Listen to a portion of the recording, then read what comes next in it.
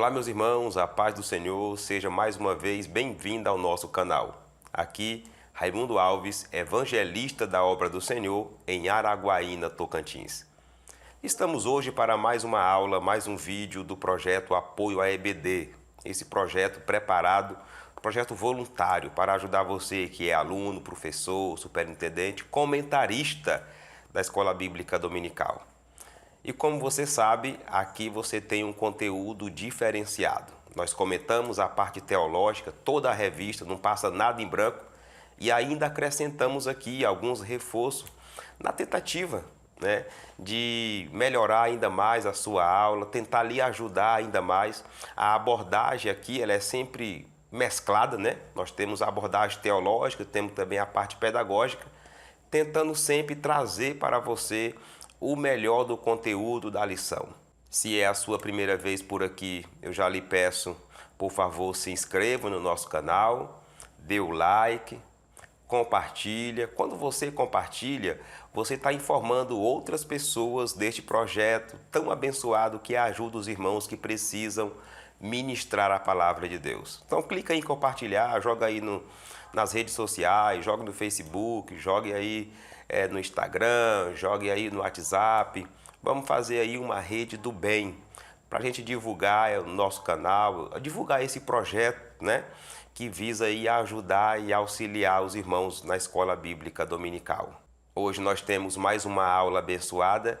Nessa aula de hoje nós iremos estudar mais um episódio envolvendo o profeta Eliseu e com certeza iremos tirar muitas lições, muitos princípios bíblicos para a nossa vida cristã, para a vida cristã daqueles que estarão assistindo, ouvindo, participando dessa lição.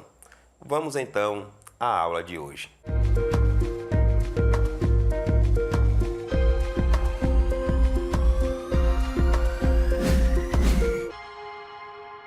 Na aula de hoje nós iremos estudar sobre um dos episódios, ou talvez o episódio mais importante envolvendo o profeta Eliseu. Hoje estudaremos a lição de número 8, que tem como tema Naamã é curado da lepra. O propósito, meus irmãos, dessa aula de hoje é a gente estudar o episódio da cura de Naamã, quem era Naamã, todo aquele episódio que envolveu ele indo na casa do profeta Eliseu, chegando também até aquele momento em que Geazi tenta ali ludibriar, tenta enganar e de certa forma pegar ali alguma recompensa por causa desse milagre. Para a gente entender, para facilitar o nosso entendimento, nessa aula de hoje, nessa lição de hoje, o autor a dividiu em 3 partes, como nós iremos ver agora. No primeiro tópico, Naamã, o chefe do exército sírio. No segundo, o mergulho no Rio Jordão. E no terceiro tópico, Geazi é acometido da lepra. É de grande importância você conhecer a estrutura dos tópicos, dos subtópicos, para que assim você possa relacionar melhor o conteúdo que você vai ministrar, juntar eles, pegar as referências e olhar também para o tempo. Existem uns tópicos que a gente pode até avançar mais um pouco, tem um que a gente vai demorar mais um pouco nele, mas o certo é que o ideal é que toda essa aula seja apresentada, seja comentada, seja feita, para que assim a gente alcance o propósito do autor quando estava preparando, quando estava redigindo essa lição para nós. E a primeira parte da nossa lição é a introdução. É nela que o autor faz as primeiras abordagens sobre o assunto, já dando aí de certa forma um norte do que será comentado, do que será trabalhado na aula de hoje.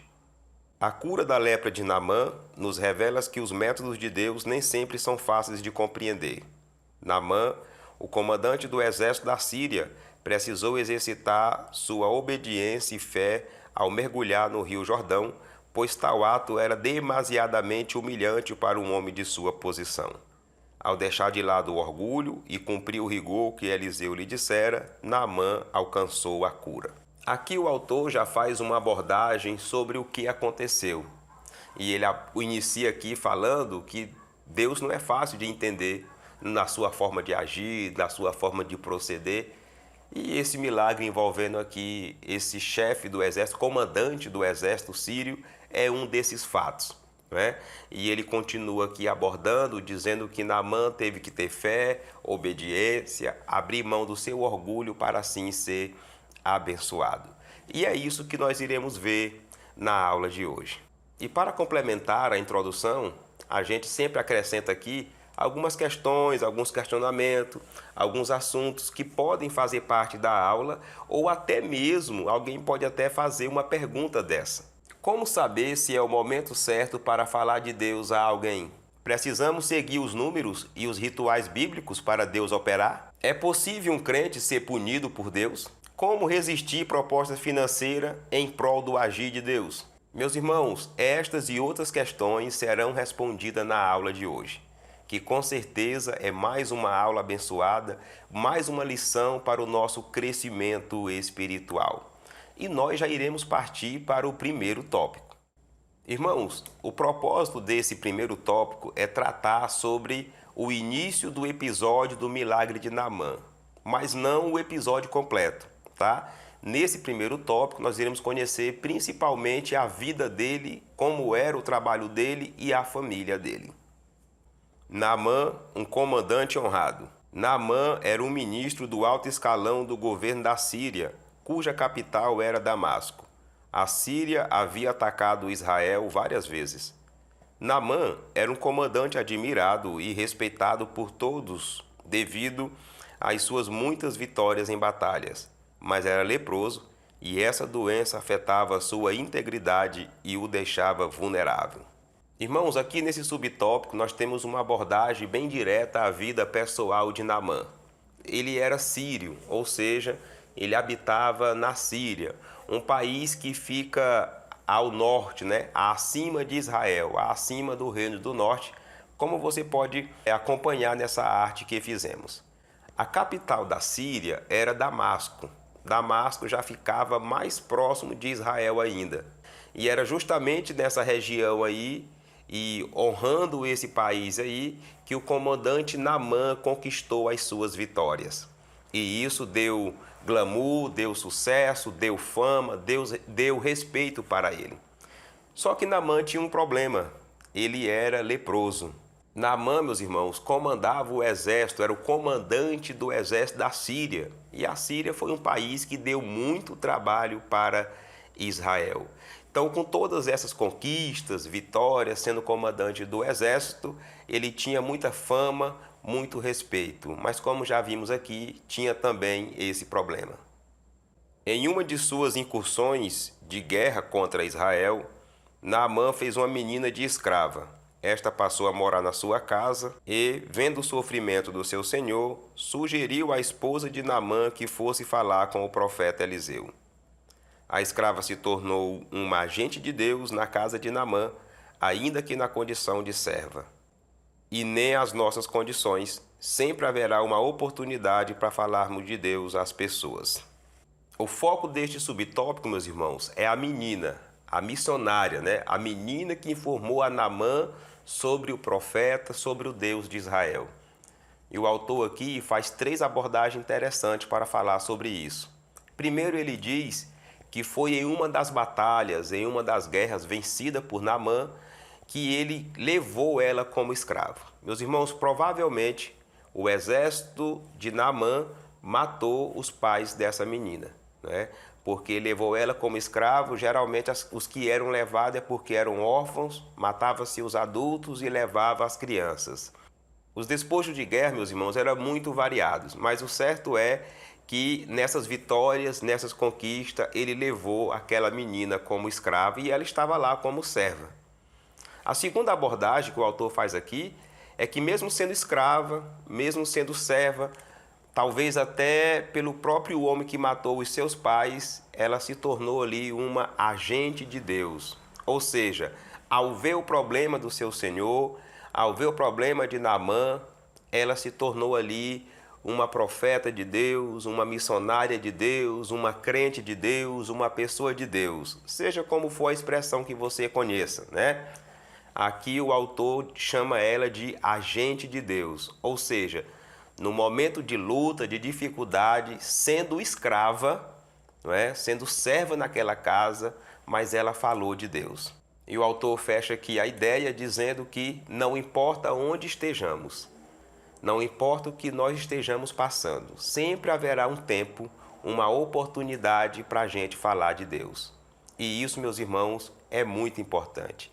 Se nós permanecermos com a chama missionária, o ID, a missão da igreja presente em nós, iremos aproveitar as oportunidades como aquela menina aproveitou. Falou do profeta, falou do seu Deus ao seu patrão. A caravana de Naamã. Naamã acreditou na palavra da escrava e foi até o seu rei a fim de lhe contar o que ela lhe dissera. O rei sírio separou uma carta ao rei de Israel, recomendando a cura de seu comandante, bem como enviou presentes. O rei de Israel, ao saber do que se tratava a visita de Naamã, ficou atemorizado e rasgou as suas vestes, pois acreditava ser essa visita um pretexto do rei sírio para atacá-lo. Bom, irmãos, Naamã resolveu ouvir a sua escrava, a sua empregada. E aí foi conversar com o rei.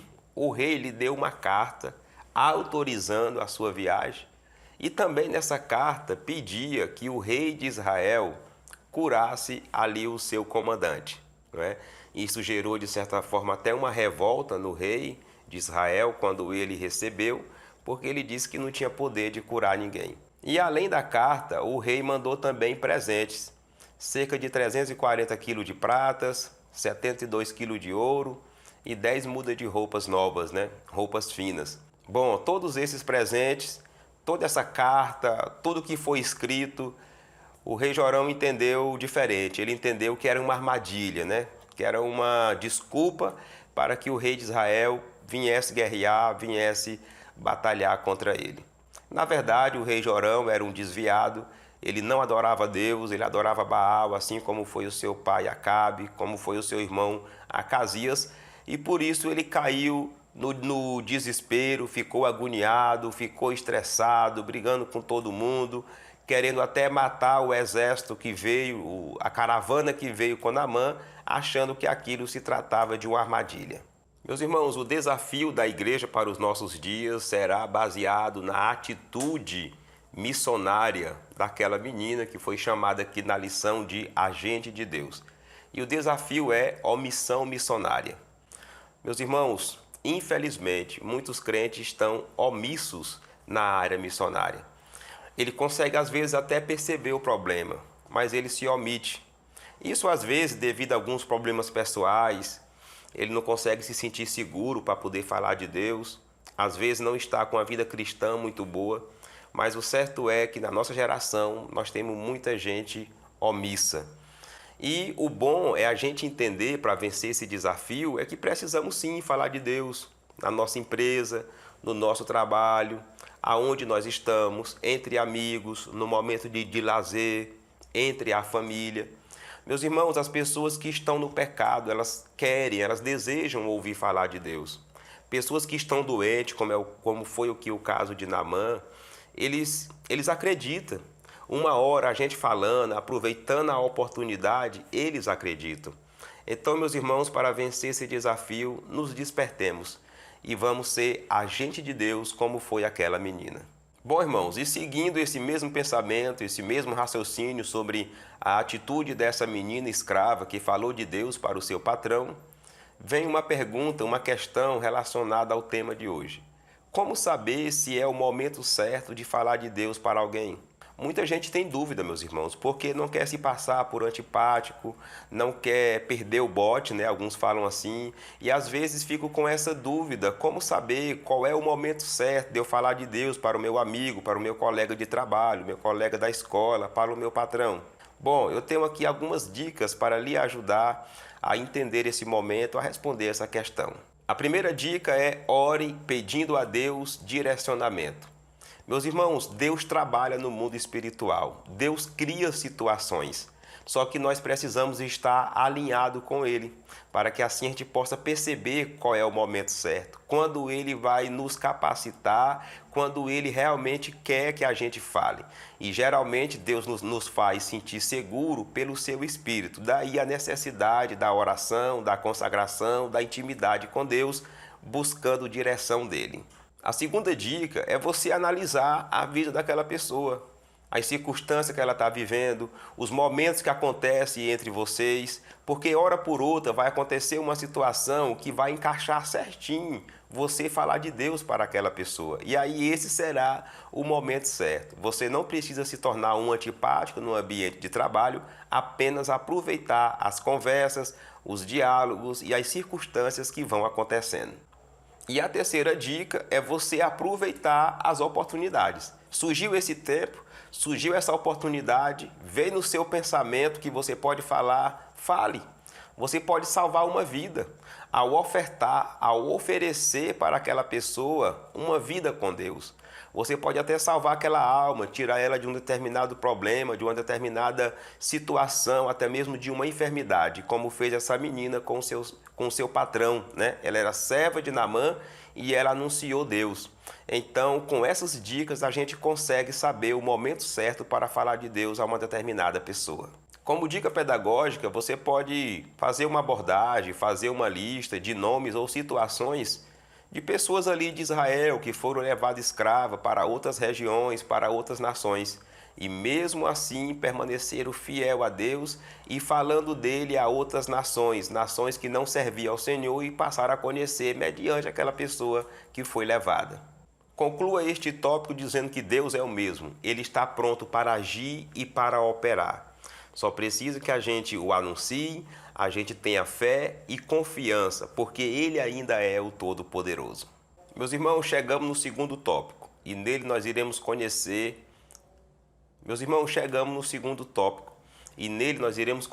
como que se deu o milagre, né? Como que se deu passo a passo ali o episódio do milagre da cura do leproso Naamã.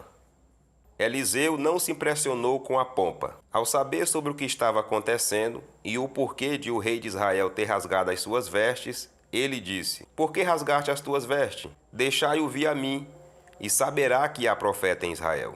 O comandante Naamã foi até a casa de Eliseu, porém ele não o recebeu, mas mandou um mensageiro com as instruções do que ele havia de fazer para ser curado. O propósito desse subtópico, meus irmãos, é mostrar a questão que Eliseu não se impressionou com a pompa de Naamã. Ou seja, Eliseu não foi impressionado com todo aquele glamour, todo aquele poderio, toda aquela aparência de Naamã. Quando o profeta Eliseu ficou sabendo que o rei havia se desesperado, até mesmo rasgado as suas vestes, ele lançou um desafio e diz: manda ele vir aqui falar comigo para provar que ainda há Deus em Israel. Podemos até achar que era um tipo de afobação do profeta, mas essa era a maneira de Deus ser visto naquela época, meus irmãos. Como nós estamos aprendendo nesses dias, o agir de Deus no Antigo Testamento às vezes diverge muito do Novo. Mas o certo é que Naamã chegou lá com seu exército, né? De certa forma chegou ali na frente da casa do profeta e o profeta nem o recebeu. E, meus irmãos, para Naamã, chefe do exército, isso até pareceu uma falta de respeito, uma falta de consideração. Mas a verdade é que isso demonstra o caráter de Eliseu. Eliseu, ele era liberto, ele era livre de bajulação, livre dessa área que muita gente se perde, não é? Ele não se impressionou, ele não deu moral para todo aquele glamour em que o chefe do exército, Naamã, chegou ali na sua casa. A decepção e a cura de Naamã. O comandante sírio esperava que o profeta o recebesse com honras e que ele tocasse com as mãos, mas a ordem foi de mergulhar 7 vezes no rio Jordão. A decepção de Naamã foi evidente. Foi precisa a intervenção de seus empregados para que a ordem fosse cumprida. Contrariado, o comandante mergulhou 7 vezes no rio Jordão e sua pele ficou como a de uma criança. Ele estava purificado de sua lepra. O profeta Eliseu não recebeu Naamã, mas ele enviou o seu servo Geazi para dar o recado. Geazi deu o recado do que ele tinha que fazer, e aí ele ficou muito decepcionado. Naamã teve uma decepção tripla. Primeiro, não foi recebido pelo profeta. Segundo, não teve imposição de mão, não teve o reteté, não teve o roda-roda, não teve aquilo que ele desejava que acontecesse. E terceiro, tinha que se lavar, tinha que mergulhar no rio Jordão.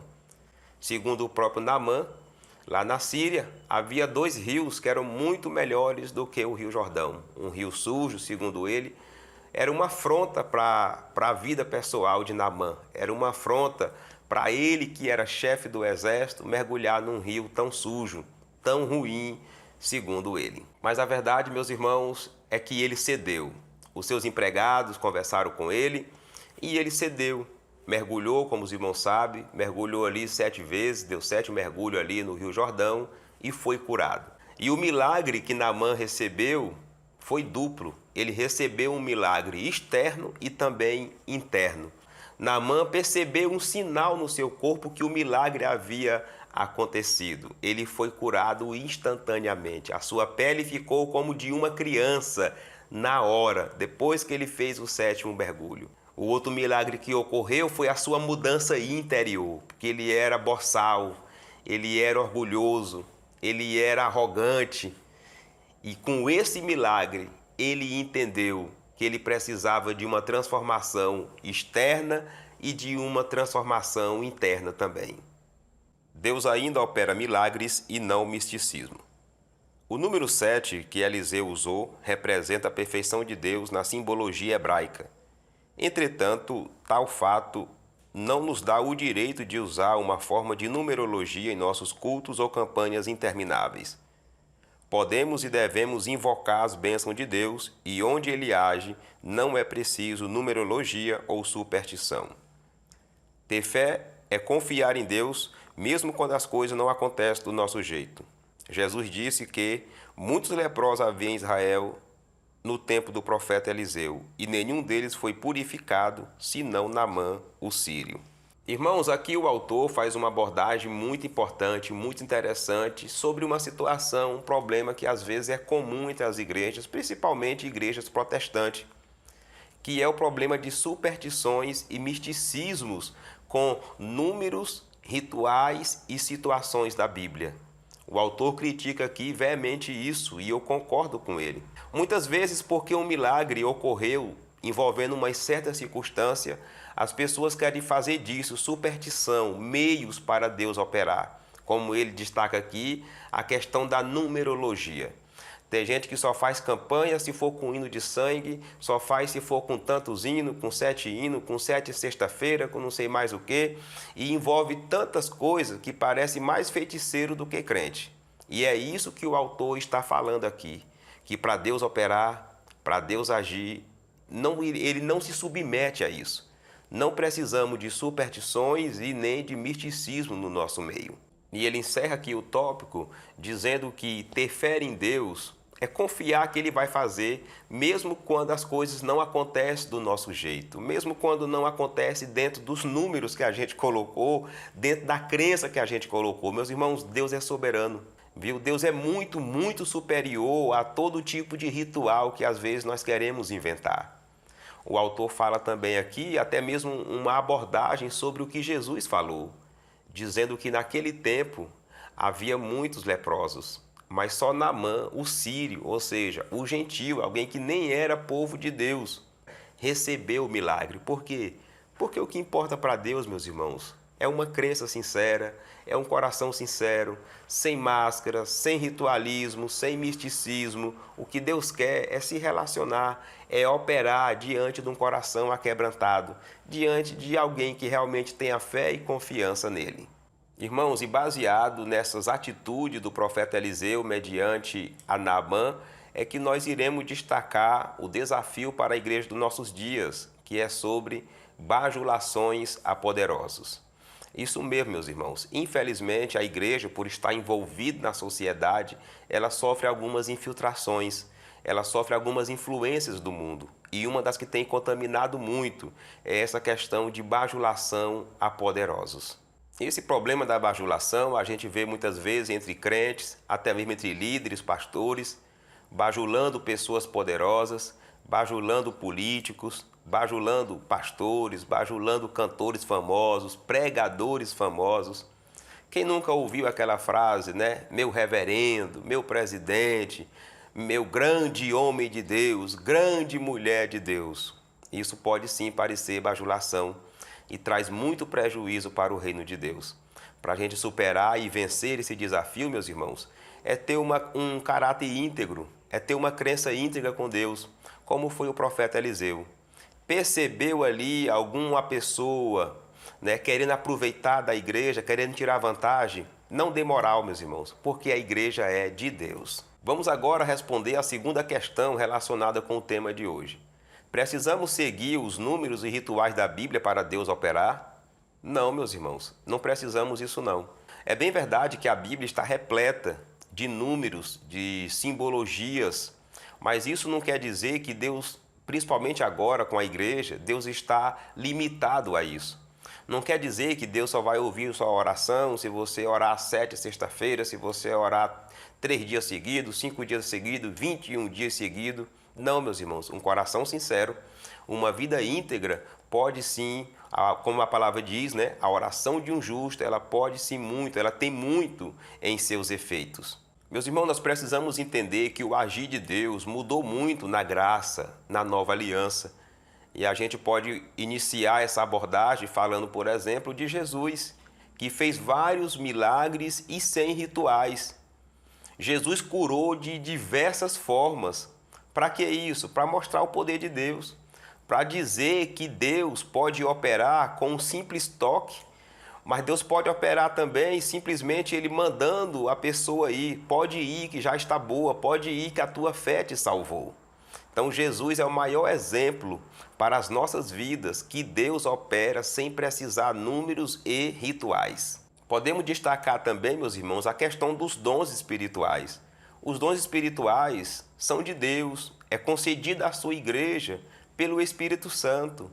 E os dons espirituais não estão limitados a rituais, a simbolismo, a misticismo, sabe? Para você orar por alguém, para ele ser curado, não é preciso engrossar a voz, não é preciso rodar, não é preciso rodopiar para que Deus realmente opere. Não, você ora e tendo comunhão com Deus e pedindo o agir de Deus, se for a vontade do Senhor, o milagre vai acontecer. Então nós não precisamos de rituais e nem de numerologias para que Deus possa operar o seu milagre. Como dica pedagógica, você pode fazer aí uma lista dos poderosos, de reis, soberanos que foram humilhados, abatidos por Deus, para que assim pudesse entender que o nosso Deus é o Todo-Poderoso e é o Deus de todas as nações, é o Rei dos Reis, é o Senhor dos Senhores. Conclua esse tópico dizendo que para ser alcançado pelo milagre divino é necessário abandonar o orgulho e ter atitudes de fé. Irmãos, os dois principais tópicos da lição são esses dois primeiros.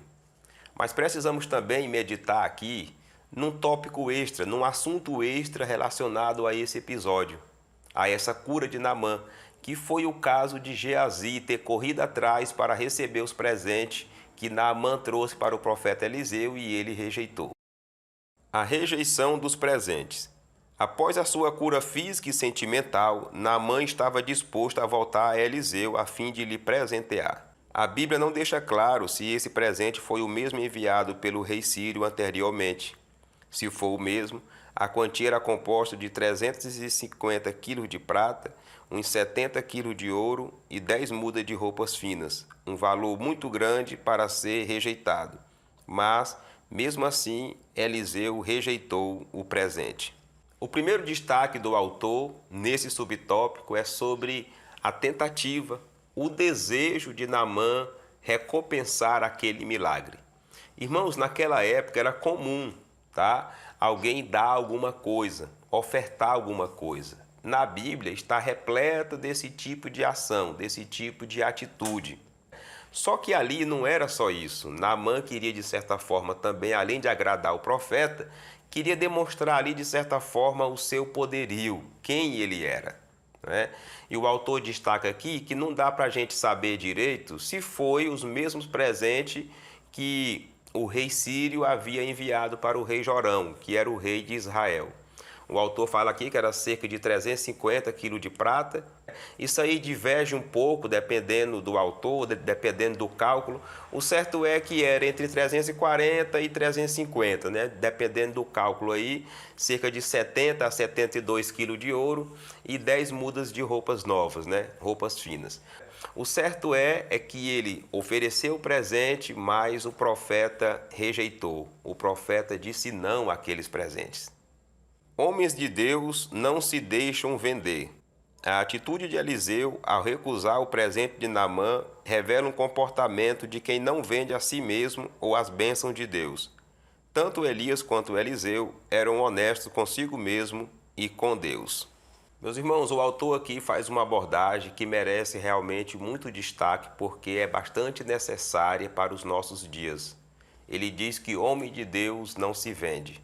E o que é se vender? Se vender é o pastor, o líder da igreja, o irmão da igreja. É você mudar de atitude mediante algum tipo de benefício para a sua vida. Você muda a pregação, você muda de atitude, você muda as suas ações. Você se vende, ou seja, você passa a agir mediante o pensamento de alguém, mediante o desejo de alguém. Você passa a ter atitudes, você passa a desenvolver coisas, até mesmo argumentos para agradar alguém. E quando a gente percebe, a gente fala assim, fulano se vendeu. Ele não era assim, ele não fazia isso, ele não pensava assim, ele não tinha esse tipo de pensamento. Isso é se vender. Essa venda ela pode envolver uma influência intelectual, ela pode envolver também dinheiro, mas o homem de Deus ele permanece íntegro, assim como o autor destaca aqui o caso de Elias e Eliseu. O que ficou bem entendido, irmãos, nesse episódio é que Eliseu entendeu que se ele recebesse aquele dinheiro, recebesse aquele presente, era como se Naamã estivesse pagando ele. E essa é uma lição muito importante para as nossas vidas. Porque tem muita gente hoje querendo enriquecer, até enriquecendo através da pregação da palavra, da anunciação do evangelho, através dos hinos que o Espírito Santo deu, através dos dons espirituais. Irmãos, esse assunto é tão polêmico, a situação está tão caótica, que existem pessoas que não conseguem pregar a palavra sem exigir oferta. Às vezes exige de forma direta, já determinando o valor, e às vezes exige de forma indireta, chegando às vezes até se chatear quando a igreja não tem condição de ofertar para ele, né? Alguns dizem assim, não, aquele pastor é ruim, aquela igreja não abençoa seus profetas, aquela igreja não oferta na vida da gente. E Eliseu aqui, meus irmãos, está dando aqui uma lição para nós, que não podemos, não devemos receber benefícios financeiros, seja de qual for o benefício, em prol, em favor, em pagamento de um milagre que Deus fez. E não é uma lição importante para os nossos dias? Quantas igrejas não estão aí, meus irmãos, cobrando absurdos por cura e libertação? Mas a atitude do profeta Eliseu fica uma lição para os nossos dias. Vamos permanecer com o nosso caráter íntegro, fazendo a obra de Deus e dependendo dele. Por ganância, Geazi é acometido da lepra. Depois de visitar Eliseu, Naamã partiu para a Síria. Quando Naamã iniciava a sua viagem, Geazi, cheio de ganância em seu coração, foi até ele e, mentindo, se apoderou dos presentes oferecidos a Eliseu. Tal atitude nos revela o caráter distorcido de Geazi.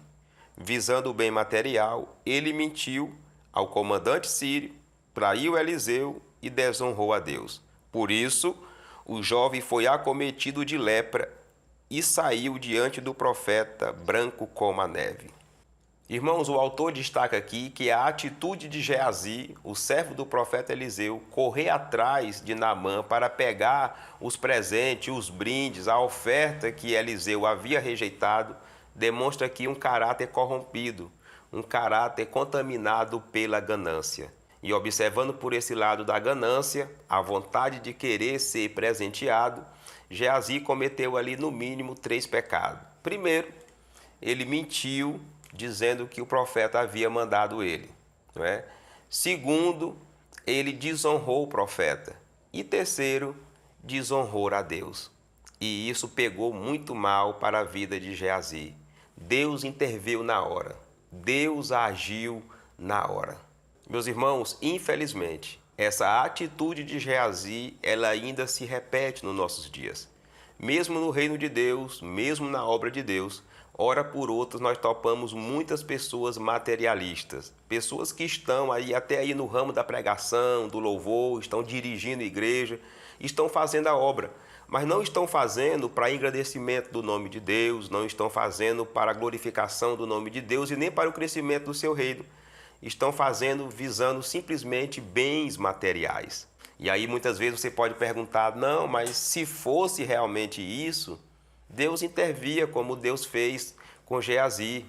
Só que nós estamos, meus irmãos, no período da graça, viu? E a prestação de conta vai ser lá na frente.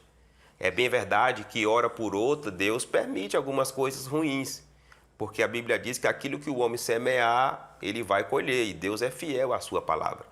Mas o certo é, meus irmãos, que muitas coisas erradas que estão acontecendo hoje nas igrejas, a prestação de conta vai ser lá na frente, viu? Porque nós estamos no período da graça. Mas o certo é nós não dependermos dessa prestação lá na frente. É nós nos arrependermos hoje e mudar a nossa visão, pedir que Jesus, o Espírito Santo, transforme o nosso caráter e que nós não possamos ter atitudes como essa de Geazi, não é? De ter ali a ganância dominando. Infelizmente, isso tem atrapalhado a vida cristã, a vida de muitos crentes. Porque quando a pessoa se torna materialista demais, ele se torna espiritual de menos. Irmãos, baseado aqui nessa atitude infeliz de Geazi, nós podemos destacar um desafio para a igreja dos nossos dias, que é a ganância financeira religiosa. Sim, meus irmãos, infelizmente isso acontece no nosso meio. As igrejas, ela tem seu sistema de coletas, né? A maioria das igrejas recolhe dízimos e ofertas das suas ovelhas, dos seus membros. E isso é para ser usado na obra de Deus, a despesa de energia, de água, não é? Construção do templo, arrumar o templo, até mesmo a manutenção da vida do pastor também, tem o salário do pastor. É para ser investido em missões, ser investido na obra de Deus. Mas esse desafio acontece quando o pastor começa já a alterar o destino desse dinheiro. E aí é onde entra o problema da ganância religiosa. Meus irmãos, e isso contamina muita gente. Isso causa muito prejuízo para a obra de Deus. Quando essa ganância acontece, o pastor passa a investir mais nele do que na obra. Quando isso acontece, um outro problema que a gente tem é a puxação de tapete. Porque é logo aquele líder vai ver que o seu campo não está rendendo o tanto que ele merece ganhar. Aí ele vai começar a correr atrás para derrubar um outro, para tirar um outro que está numa cidade melhor, que a renda é melhor para que ele possa ir para lá. Isso é um problema no nosso meio. Isso tem contaminado também cantores e pregadores com as suas agendas, não é?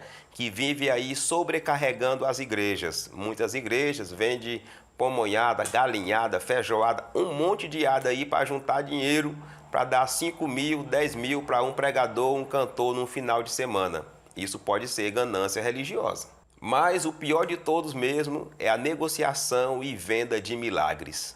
Ei, meus irmãos, isso será uma prestação de conta muito séria com Deus.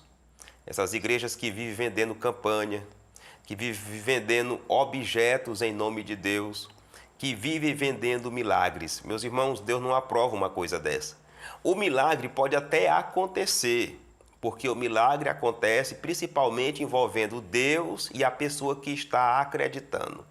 Agora, esses gananciosos, com certeza, terão uma prestação de conta direta com Deus. Uma solução para a gente vencer esse desafio é permanecer íntegro, confiante que na sua vida, no seu ministério, em tudo que você faz, Deus cuida de todos os detalhes, até mesmo dos financeiros. Se a sua vida, se o seu ministério realmente está sendo conduzido e direcionado por Ele, abra a mão da ganância e coloque a mão na confiança. Baseado no castigo de Deus sobre Geazi, iremos responder mais uma questão relacionada com o tema de hoje. É possível um crente ser punido por Deus?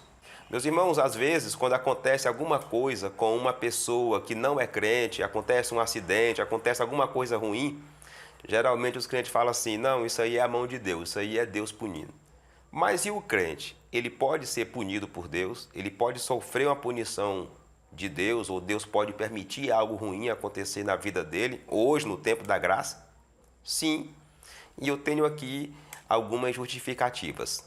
A primeira é que Deus criou princípios e leis, e principalmente na sua palavra. E Deus é fiel à sua palavra. Deus não muda a sua palavra, não muda a Bíblia e nem quebra os seus princípios para agradar ninguém. Segundo, existe na Bíblia, criada por Deus, a lei da semeadura. Aquilo que nós plantamos, nós vamos colher. Se nós plantamos algo ruim, algo mal, nós iremos colher algo ruim. E é isso que Deus permite, principalmente quando nós erramos anteriormente. A consequência Ele vai permitir nas nossas vidas.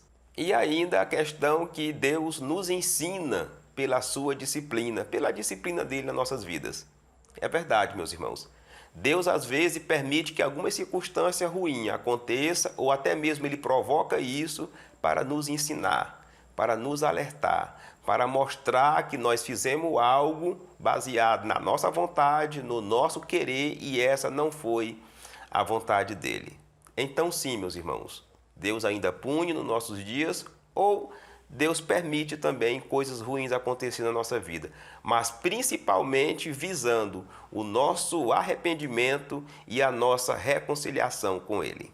Conclua esse tópico, meus irmãos, dizendo que é inadmissível que os servos do Senhor negociem curas e milagres em prol de benefícios e recompensas humanas. É uma atitude feia, é uma atitude ruim, que realmente disso Deus não se agrada. Irmãos, já chegamos na conclusão e é nela que nós iremos fazer o resumo de tudo que nós estudamos na aula de hoje. A cura de Naamã nos mostra que Deus está disposto a perdoar e salvar a todos, independentemente de posição social ou nacionalidade. E, apesar de muitas vezes não compreendermos, o Senhor opera maravilhas de formas diferenciadas. Naamã, a princípio, não havia entendido o caminho para a cura, mas assim que a recebeu, reconheceu o Senhor como o único e verdadeiro Deus. Irmãos, o Deus Todo-Poderoso, o Criador de tudo, Ele não é judeu, Ele não é brasileiro, Ele não é argentino, sabe? O nosso Deus é Deus, meus irmãos. Ele é Deus do céu e Ele quer salvar a humanidade. A sua palavra diz que Ele amou o mundo de tal maneira. Às vezes nós queremos restringir as bênçãos de Deus a uma determinada nação, a um determinado país, a uma determinada religião. Muitas vezes tem irmãos que chegam a pensar que Deus só opera na igreja dele. Deus só opera na igreja que ele frequenta. Só opera no ministério dele. Não, meus irmãos, Deus não está limitado a nações. E esse milagre ocorrido aqui na vida de Naamã, e não só na vida dele, mas de vários outros gentios, mostra isso. Que o poder de Deus, mesmo no Antigo Testamento, em que o agir de Deus era diferente do Novo, mesmo assim, o poder de Deus estava disponível para fazer o milagre na vida daqueles que confiavam e acreditavam no Deus de Israel. O autor destaca aqui também, meus irmãos, que às vezes nós não compreendemos, mas Deus age de forma diferenciada, porque Ele é Deus, meus irmãos. Ele é o Todo-Poderoso. Às vezes nós é que caímos no erro, na vaidade, de achar que Deus só opera de determinada forma, que Deus só faz daquela forma, mas não é. O próprio ministério de Jesus nos mostrou isso. Quantos milagres Jesus não fez, cada um diferente do outro, para mostrar que o nosso Deus opera quando Ele quer e da forma que Ele quer. E o autor encerra aqui a conclusão, meus irmãos, dizendo que Naamã se converteu ao Senhor. E ocorreu até um episódio interessante, né? Porque ele levou uma porção de terra, da terra de Israel, para que lá onde ele estivesse, ele pudesse dobrar o joelho e ali adorar o Deus de Israel. E ele ainda pediu ali uma exceção, né? Porque às vezes quando o seu rei fosse adorar o Deus que ele adorava, ele disse, olha, eu vou ter que acompanhar o meu rei, viu? Mas eu não vou estar adorando lá mais não, agora eu vou adorar o Deus de Israel. Meus irmãos, todo esse episódio mostra a diversidade da operação de Deus. Deus operou e Naamã se converteu ao Deus de Israel. Isso é o que importa. Não é numerologia, não é misticismo e nem ritualismo. Não quer dizer que porque Naamã levou a terra, porção da terra de Israel, você tem que ir lá buscar da água do Jordão, buscar da terra do Jordão para Deus te ouvir por milagre. Não, meus irmãos. Isso aí é besteira, rapaz. Isso aí é ritualismo, isso aí é misticismo. O Deus que nós servimos, ele é todo poderoso, independente do chão que você está pisando, independente da água que você está bebendo. Tenha comunhão com ele, tenha vida com Deus, porque o nosso Deus é o Deus de todos os povos. Ele não é Deus só do judeu, não é? O nosso Deus, ele não é Deus só de uma nação, ele é Deus do mundo inteiro, daqueles que crê nele, daqueles que acreditam nele e que realmente se entrega a ele com todo o seu coração. Bom, irmãos, chegamos ao final da nossa aula e eu quero agradecer a sua companhia, quero agradecer porque você chegou até aqui, você veio estudar conosco, muito obrigado. Se você é novato por aqui, eu lhe peço mais uma vez, se inscreva no nosso canal, dê o like no nosso vídeo e compartilha também, tá? Seja bênção também na nossa vida. Estamos aqui num trabalho voluntário, né, para ajudar você que vai pregar a palavra, que vai ministrar o conteúdo, a revista da Escola Bíblica Dominical. Estamos aqui com esse trabalho para lhe ajudar. Amém? E a moeda aqui é só essa mesmo, a oferta aqui é só essa. Dê o seu like aí, compartilha, se inscreva no canal. Tudo bem? Quero lhe informar também que estamos nas redes sociais, tá? Estamos no Facebook, onde nós fazemos ali algumas postagens, não é? Durante a semana, explicando algumas coisas, algumas partes dessa aula aqui a gente coloca também. Estamos também no Instagram, tá? Você pode nos acompanhar, você pode nos seguir lá. E tem aí também o nosso contato do WhatsApp, caso você precise ter um contato mais pessoal conosco. Quer deixar algum recado? Quer deixar alguma mensagem? Escreva aí nos comentários, tá bom? O certo é, meus irmãos, que eu fico muito feliz por você ter chegado até aqui. A minha oração, o meu desejo é que Deus continue te abençoando.